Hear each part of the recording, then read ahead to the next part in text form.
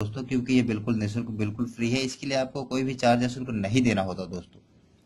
तो दोस्तों, अगर अभी तक आपने हमारा चैनल सब्सक्राइब नहीं किया है तो प्लीज कर लीजिए दोस्तों। दोस्तों, आइए जानते हैं इस पौराणिक कथा के बारे में। दोस्तों, महर्षि भृगु के परिवार में जन्म लेने वाले महर्षि मार्कंडेय भगवान शिव और ब्रह्मा को अपना आराध्य देव मानते थे। महर्षि मार्कंडेय का जिक्र विभिन्न पुराणों में कई बार किया गया है। ऋषि मार्कंडेय और संत जैमिनी के बीच हुए संवाद के आधार पर ही प्रसिद्ध ग्रंथ मार्कंडेय पुराण की स्थापना हुई।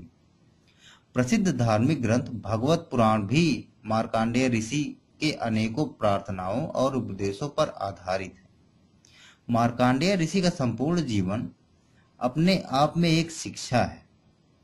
इनके बारे में बहुत सी बातें हम सुनते कहते आए हैं। यहाँ हम आपको उनके जीवन से जुड़ी एक ऐसी घटना के बारे में बताएंगे जिसके बारे में शायद ही आप अवगत हो। दोस्तों, ऋषि मुकुंद और उनकी पत्नी पुत्र रत्न की प्राप्ति के लिए भगवान शिव की तपस्या करी थी।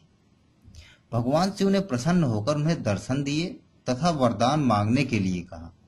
तब ऋषि मुकुंद ने और उनकी पत्नी ने भगवान शिव के समक्ष अपने पुत्र प्राप्ति की इच्छा रखी। भगवान शिव ने उन्हें वरदान देने से पूर्व एक शर्त रखी कि यदि तुम्हें बुद्धिमान और तीव्र बुद्धि वाला बालक चाहिए तो उसकी अल्प आयु होगी तथा वह कम आयु में ही मृत्यु को प्राप्त हो जाएगा। परंतु यदि तुम्हें दीर्घ आयु का पुत्र चाहिए तो वह मंद बुद्धि का होगा। दोस्तों, ऋषि मुकुंद तथा उनकी पत्नी दोनों ने अल्प आयु परंतु बुद्धिमान पुत्र की कामना भगवान शिव से की।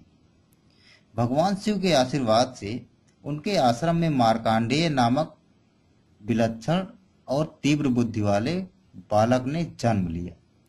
मार्कंडेय की आयु सिर्फ 16 वर्ष की थी। जैसे जैसे मार्कंडेय बड़ा हुआ उसका भगवान शिव के प्रति समर्पण बढ़ता गया।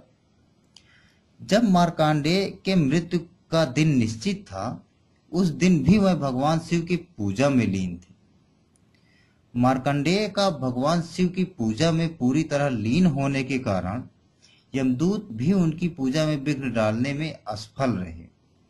यमदूत के उनके कार्य में सफल न हो पाने के कारण स्वयं यमराज को पृथ्वी लोक में आना पड़ा। उन्होंने मार्कंडेय को अपने पास में फंसाने के लिए उसका फंदा बनाकर उस पर डाला, परंतु वह गलती से भगवान शिव पर जा लगा।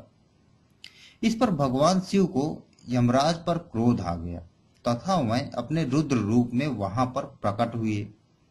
रुद्र रूप में भगवान शिव का यमराज के साथ भयंकर युद्ध हुआ दोस्तों, जिसमें यमराज को पराजय का सामना करना पड़ा।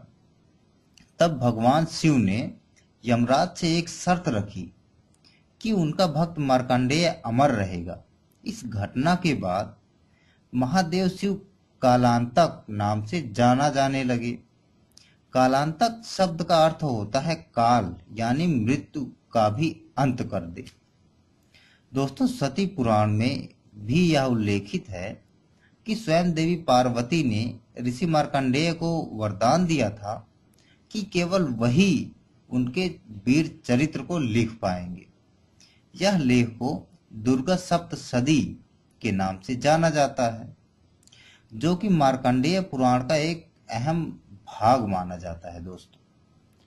दोस्तों, भगवत पुराण के अनुसार एक बार नारायण ऋषि मार्कंडेय के पास आए तथा उनसे वरदान मांगने को कहा। ऋषि नारायण को साक्षात भगवान विष्णु का अवतार माना जाता है। दोस्तों, श्री नारायण के ऐसा कहने पर ऋषि मार्कंडेय ने उनसे अपनी चमत्कारी शक्तियां दिखाने को कहा।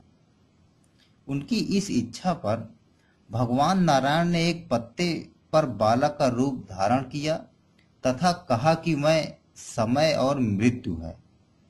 ऋषि मार्कंडेय उस बालक के मुख के अंदर चले गए दोस्तों, तथा वहां जाकर उन्होंने ब्रह्मांड का अद्भुत नजारा देखा।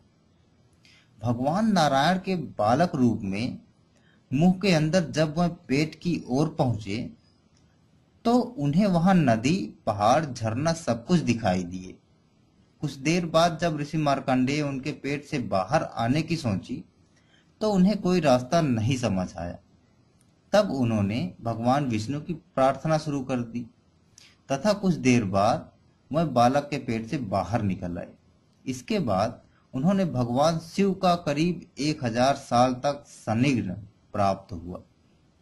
भगवान विष्णु के साथ रहकर ऋषि मार्कंडेय ने जो अनुभव प्राप्त किए उसी के आधार पर उन्होंने बालक मुकदुष्कम ग्रंथ की रचना की।